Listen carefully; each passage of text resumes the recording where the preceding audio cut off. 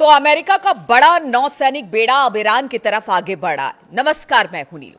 जी हां, अमेरिकी राष्ट्रपति डोनाल्ड ट्रंप ने दावोस से लौटते समय एयरफोर्स वन में पत्रकारों से बातचीत करते हुए ईरान को अब एक बार फिर से कड़ी चेतावनी दी है। देखिए, रोजाना ट्रंप की एक एक चेतावनी हम आपको बताते भी हैं। ये चेतावनी और धमकी ही है, लेकिन इसका बहुत ज्यादा असर ईरान पर नहीं पड़ा। और वो क्यों नहीं पड़ा है और ईरान की तरफ से इसे लेकर किस तरह की प्रतिक्रिया आ रही है वो भी बताएंगे। लेकिन पहले ट्रंप का वो बयान जिसमें उन्होंने धमकी दी है ईरान को एक बार फिर से। ट्रंप ने दावा किया है कि अमेरिका का बड़ा नौसैनिक बेड़ा ईरान की तरफ बढ़ रहा है।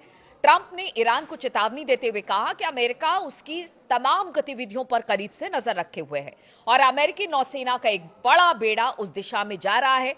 हम देखेंगे कि क्या होता है। हालांकि उन्होंने स्पष्ट किया है कि वो युद्ध नहीं चाहते हैं और इस बल का प्रयोग अंतिम विकल्प के तौर पर किया जाएगा। इस बात को एक बार फिर से ट्रंप ने दोहराया है कि बातचीत का विकल्प अब भी खुला हुआ है। यानी ट्रंप भी नहीं चाहते कि युद्ध हो।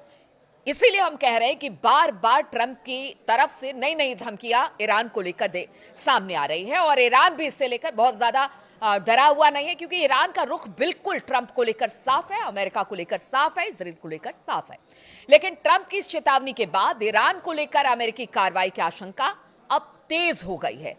ट्रंप का जो बयान इस दौरान सामने आया वो एग्जैक्ट क्या है वो आपको बताते हैं।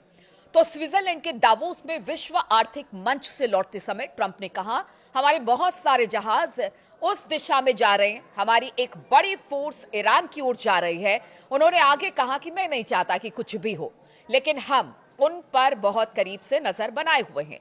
लेकिन साथ ही ट्रंप ने यह भी कहा कि हो सकता है कि हमें इसका इस्तेमाल करने की जरूरत ही ना पड़े। देखिए, ट्रंप मतलब दोनों तरफ का रास्ता लेकर चल रहे हैं, बातचीत भी और युद्ध को लेकर धमका भी रहे हैं। लेकिन बातचीत के लिए भी अपने रास्ते उन्होंने खोल रखे हैं और ये बहुत दिनों से हम देख रहे हैं कि ईरान को लेकर बहुत संभल संभल कर अमेरिका और ट्रंप की तरफ से बयान आते हैं। यानी विकल्पों की भी बात होती है बातचीत के और साथ ही युद्ध की धमकी भी दी जाती है। अब हम आपको बताते हैं कि ट्रंप जो है वो ईरान में हो रहे विरोध प्रदर्शन में प्रदर्शनकारियों के साथ है, क्योंकि पीछे जिस तरह के बयान ट्रंप ने दिए उससे तो यही लगा। प्रदर्शनकारियों पर हो रही कार्रवाई को लेकर ट्रंप ने बार बार ईरानी शासन को अमेरिकी सैन्य कार्रवाई की धमकी दी। ट्रंप ने कहा कि तेहरान के खिलाफ बल प्रयोग की धमकी देने के बाद प्रदर्शनकारियों की 837 फांसी की सजाओं को रोक दिया गया। ट्रंप कह रहे हैं ऐसा कि हमारे कहने से रोक दिया गया। उन्होंने ये भी पुष्टि की कि वो ईरान के साथ बातचीत के लिए तैयार हैं। ईरान में हुए विरोध प्रदर्शन के दौरान मारे गए प्रदर्शनकारियों की ईरानी अधिकारियों ने बुधवार को पहली बार आधिकारिक संख्या भी जारी की। ईरानी अधिकारियों के अनुसार 3117 लोग मारे गए। वहीं इसको लेकर मानवाधिकार समूहों का कहना है कि मृतकों की वास्तविक संख्या इससे कहीं अधिक हो सकती है। ये ह्यूमन राइट वाले कह रहे हैं। उधर ईरान पर ट्रंप की बहुत बड़ी धमकी अब सामने आ गई है और आपने सुना होगा कि किस तरह की धमकी है और बहुत ज्यादा ट्रंप की धमकी को अब सीरियसली ईरान नहीं ले रहा है। हालांकि तैयारी उसकी पूरी है, क्योंकि ये ट्रंप है, कुछ भी कर सकते हैं। बातचीत करते करते युद्ध छेड़ देते हैं या हमला कर देते हैं, इसलिए ट्रंप पूरी तरह से तैयार है। लेकिन धमकी को धमकी की तरह ले रहे हैं और साथ ही धमकी भी दे रहे हैं, क्योंकि ईरान की संसद ने देश के सर्वोच्च नेता अयतुल्लाह अली खामनेई को कुछ भी होने पर जिहाद छेड़ने की एक चेतावनी दे दी है। संसद ने मंगलवार को यह चेतावनी दी है कि अगर देश के सर्वोच्च नेता पर किसी भी तरह का हमला किया गया, चाहे वो इजराइल की तरफ से या फिर अमेरिका की तरफ से, तो उसका परिणाम जिहाद के रूप में सामने आएगा और एक युद्ध जैसी स्थिति से युद्ध ही माना जाएगा अगर अली खामनेई साहब पर हमला होता है। और यह धमकी ऐसे समय में दी गई है जब अमेरिकी राष्ट्रपति डोनाल्ड ट्रंप ने ईरान में प्रदर्शनकारियों पर सुरक्षा बलों की कार्रवाई को लेकर कई बार चेतावनी दी थी और इसके चलते दोनों देशों के बीच तनाव लगातार बढ़ा हुआ है। रॉयटर्स के अनुसार ईरान में प्रदर्शनकारियों के खिलाफ हिंसा के मुद्दे पर संयुक्त राष्ट्र यानी कि यूएन मानवाधिकार परिषद की आज एक आपात बैठक भी होने वाली है, जिस पर हमारी नजर रहेगी। लेकिन हम आपको बता दें कि आखिर क्यों अमेरिका जो है वो ईरान को धमकी दे रहा है, लेकिन बातचीत का भी खुला रास्ता अख्तियार किए हुए, क्योंकि इस बार देखिए ईरान अकेला नहीं है। हालांकि ईरान की तरफ से इस तरह की तैयारी की गई है कि उसकी तमाम मिसाइलें और एक से एक मिसाइलें जो बिल्कुल अमेरिकी ठिकानों पर, सैन्य ठिकानों पर और इजराइल के अलग अलग जगहों पर, यहां तक कि उनके शहरों की तरफ भी अपना मूल मतलब एक तरह से कह लीजिए कि तैनात कर दी गई है। उनका मुंह, इन मिसाइलों का मुंह इन्हीं सब तरफ है और पूरी तरह से तैयारी है। लेकिन सिर्फ ईरान ही नहीं बल्कि इस बार तो रूस और चीन ने भी एक तरह से कह दिया है कि पूरा समर्थन देने का ऐलान ईरान को कर दिया है। अब ऐसे में कहा जा रहा है कि अगर युद्ध होता है तो फिर ईरान कितने दिन तक टिक पाएगा।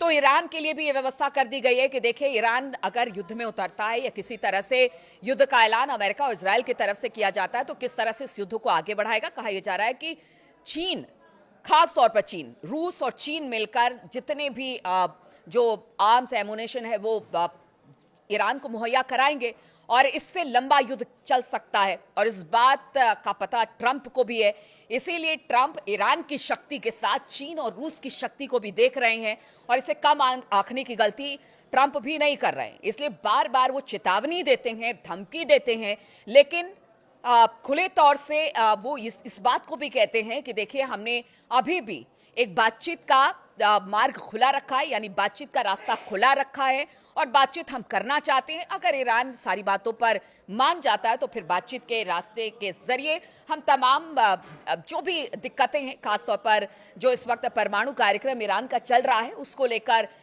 इजराइल हो या फिर अमेरिका हो लगातार बयानबाजी करता रहा है, उसके तुरंत प्रोग्राम को बंद करने की बात कहता रहा है, तो वो सारी बातें हो जाएंगी। और जिस तरह से वहाँ पर प्रदर्शनकारी उन पर ईरानी सेना की तरफ से या फिर जो उनकी सेना है उसकी तरफ से जो इस वक्त कहा जा रहा है कि दमनकारी नीति अपनाई जा रही है, उसको लेकर भी ट्रंप तमाम तरह के बयान दे रहे हैं। लेकिन साथ में ये कह रहे हैं कि अब हालात पहले से बेहतर है।